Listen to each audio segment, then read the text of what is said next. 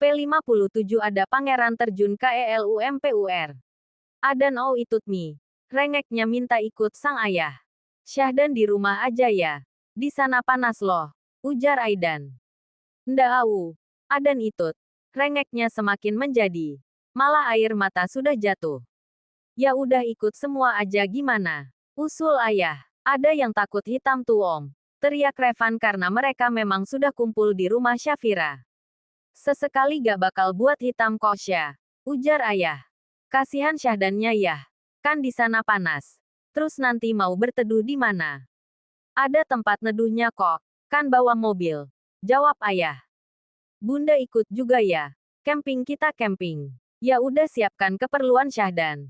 Dan bawa juga mainannya. Takut bosen nanti dia, ujar Aidan. Akhirnya hari ini mereka pun mancing masal. Bawa keluarga besar jadinya. Menempuh perjalanan kurang lebih 1 jam. Dan mereka juga memasuki kawasan kebun sawit. Jauh banget ya. Namanya mancing di alam terbuka Syah. Kalau mancing di pemancing di belakang rumah juga ada tuh tempat Haj. Imron, balas ayah. Mereka pun sampai di sebuah aliran air. Seperti waduk. Dikelilingi pohon sawit. Masih pagi saja sudah cukup menyengat. Tapi itu bukan malah menyurutkan semangat mereka. Mereka malah semakin semangat. Syah mau dibuatkan tenda gak? Goda Andi. Kurang heisim kamundi. Syahdan ikut om gak? Nda adan ama ake aja. Syah perlu payung gak? Tanya Revan. Emang ada? Tanya Syafira. Tuh, tunjuknya pada pelepah sawit. Hahaha. Dan itu membuat Revan terkekeh. Walau hitam cinta mas gak berkurang kok. Ujar Aidan sambil menahan tawa. Lalu menggandeng tangan Syafira untuk mengikutinya. Sedangkan Syahdan dalam gendongan sang kakek. Mencari tempat ternyaman.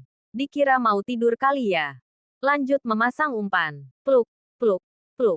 Pancing mulai mereka lempar satu persatu. Syah menunggu umpan disambar ikan itu harus sabar. Sama seperti menunggu pinangan seseorang. Ujar Andi. Salah. Terus yang betul apa? Menunggu pacar jemput di depan gang. Buat jantung jedak-jeduk. Takut ketahuan bokap.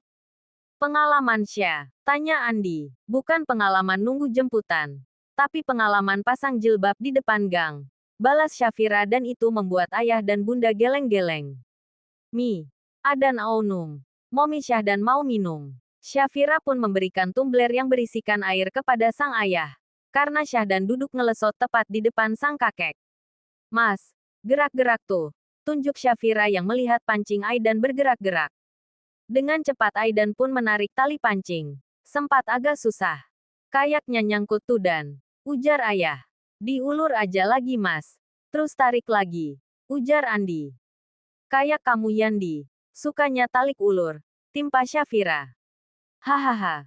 Bukan Andi yang tarik ukur. Tapi dia yang ditarik ulur. Balas Revan. Kasihan.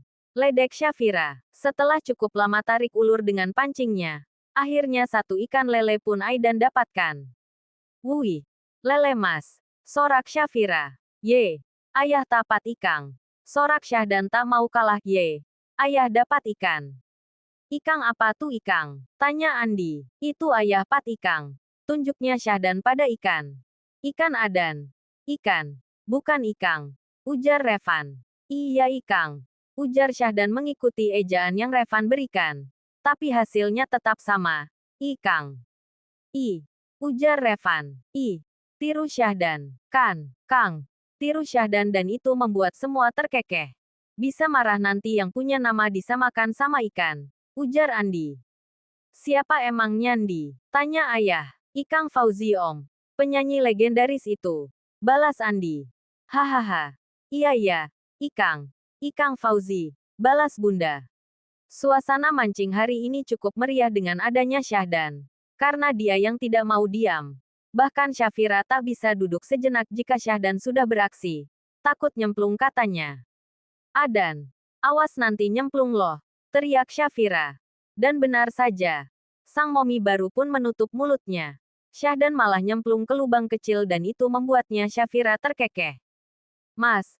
Lihat tuh Syahdan. Teriak Syafira. Syahdan bukan menangis dia malah asik dengan mainan barunya. Astagfirullah Syahdan. Teriak bunda. Hahaha. Dulu ayahnya yang nyemplung pas mancing. Sekarang anaknya ya. Ujar ayah sembari terkekeh mengingat kejadian beberapa tahun lalu saat membawa Aidan mancing pertama kali. Enak mi. Ingin mi. Ingin, enak momi. Dingin momi dingin. Udah. Yuk mentas. Takut gatel nanti ya. Itu jorok loh. Ujar Aidan sembari membawa Syahdan bangkit dari duduknya. Terus gimana tuh? Tanya Syafira. Kan bawa air galon. Mandiin aja. Ayah kan sengaja bawa itu. Namanya bawa anak kecil. Ih jorok kan. Gak dengar momi sih. Hati-hati. Ujar Syafira sambil membawa Syahdan ke belakang mobil. Sini biar kakek yang mandiin ya. Untung gak ada duri sawit. Ujar sang kakek sambil geleng-geleng. Tapi sang kakek bukan langsung dimandiin tuh Syahdan. Malah diajak foto. Ayah, kok malah foto-foto? Omel Syafira. Melihat itu bunda malah juga ikutan foto. Momen selangka ini Syah. Kapan lagi coba? Mana bisa diulang? Hahaha. Balas ayah. Pangeran kecemplung lumpur itu mah. Ujar Andi. Tak terasa mereka sudah cukup lama. Hasil pancingan juga lumayan. Dan mereka juga bisa melihat pangeran terjun ke lumpur hari ini. Sekitar jam 4 sore mereka sampai rumah Syafira. Dan Andi serta Revan tidak pulang. Syafira malah mengundang teman-teman dekatnya untuk datang ke rumah. Acara bakar-bakar hasil pancingan tadi. Rumah ayah malam ini sangat ramai. Dan artisnya malam ini adalah Syahdan. Kianita dan keluarga kecilnya juga ada. Ayah juga memposting momen Syahdan kecempluk tadi. Dan jangan ditanya bagaimana hebohnya mereka. Untung ganteng ya kan? Jadi tetap karismatik walau penuh lumpur. Ujar Fitri. Coba Andi yang kecempluk. Dijamin gak bakal ketemu. Soalnya sama-sama hitam kayak lumpurnya. Ujar Winda. Awas ya Lolo pada makan hasil pancingan gue. Andi ngambek woi. Andi ngambek. Ada yang mau membujuknya gak? Tanya Fitri. Buang ke gat aja Fit. Balas Revan. Hasem kalian. Kopi. Kopi. Pada mau minum kopi ala green gak? Tanya Syafira sembari membawa gelas yang sudah berisi kopi. Aidan tak pernah telat kopi jika ke PKU jadi stok kopi untuk sang ayah aman selalu. Wah kopinya green mana bisa nolak. Balas Revan. Usia Syahdan tak terasa sudah memasuki ke-3 tahun. Tumbuh menjadi anak yang begitu aktif. Ketampanan tidaklah diragukan lagi. Sungguh perpaduan sang ayah dan momi yang sempurna. Bahkan kecerdasan tak perlu dipertanyakan. Les privat di rumah yang Syafira adakan pun kini sudah memiliki tempat sendiri. Bahkan Syafira bekerja sama dengan yayasan rumah singgah yang dimiliki keluar dokter Arafah. Dan dia juga tidak menyangkal bahwa Azam rekannya dulu dalam lomba debat adalah keponakan dokter Arafah. Hari ini Syafira, Aidan dan Syahdan baru pulang berkunjung dari rumah singgah. Syahdan nampak tertidur pulas di bangku tengah, lelah bermain dengan anak-anak rumah singgah. Mas pernah kepikir gak Syah bisa kayak dokter Arafah, Almira dan juga Uma Fatimah? Jika kamu bisa seperti itu Mas pasti dukunglah sayang. Tapi Syah merasa belum pantas. Yang tahu kadar iman setiap hambanya. Ya cuma Allah. Tapi tetap sebagai seorang wanita muslimah. Menutup aurat dengan benar itu wajib. Soal sunahnya. Kembali ke kitanya. Jika merasa mampu laksanakan. Syafira meraih tangan kiri Aidan lalu menciumnya. Aidan mengukirkan senyuman dengan apa yang Syafira lakukan. Yang tidur pules benar ya. Ujar Syafira sambil menoleh ke kursi belakang. Kelelahan dia. Banyak temannya kan di rumah singgah. Tidak lama kemudian mereka pun sampai di rumah. Aidan langsung membopong Syahdan. Tapi saat sudah berada di dalam gendong Syahdan malah terbangun. Udah sampai Kiayah. Lah. Melek dia. Ujar Syafira. Udah. Gak lanjut tidurnya. Tanya sang ayah. Ndak ya. Ya udah. Kita masuk. Ujar Aidan sambil merangkul Syafira. Saat sampai di dalam rumah.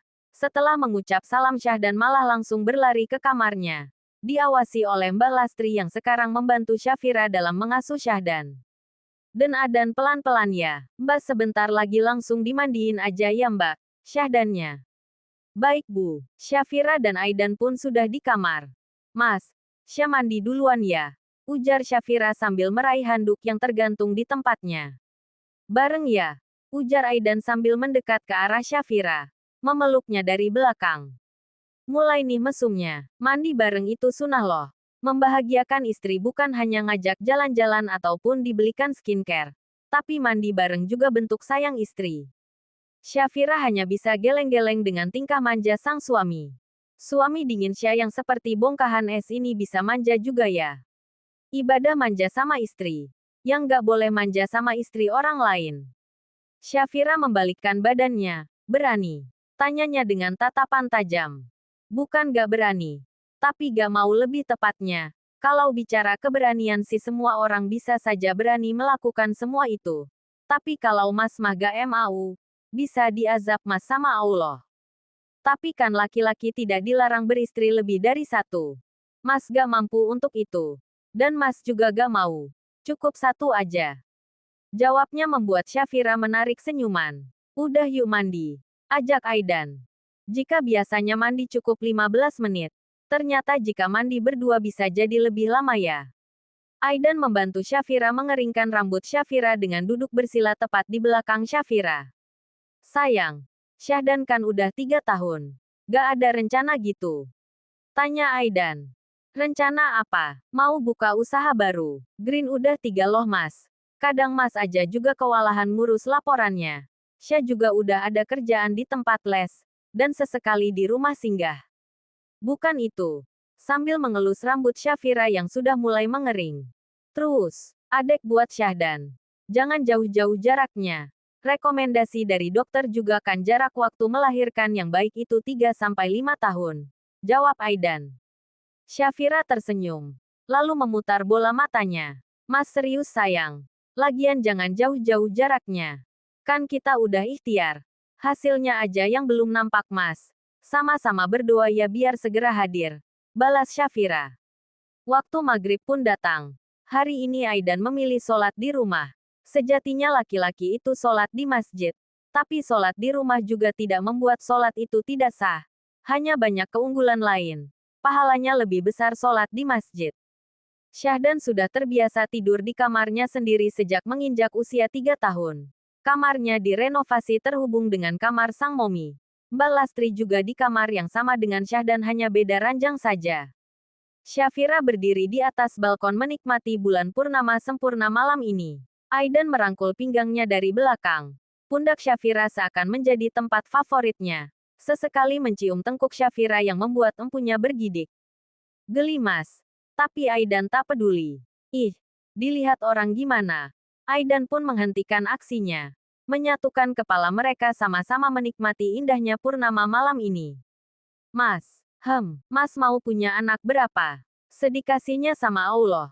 5 juga Mas gak nolak. Biar rame. Dikira Syah mesin cetak anak lali ya. Kok gitu? Istri-istri baginda Rasulullah aja anak-anaknya banyak semua loh.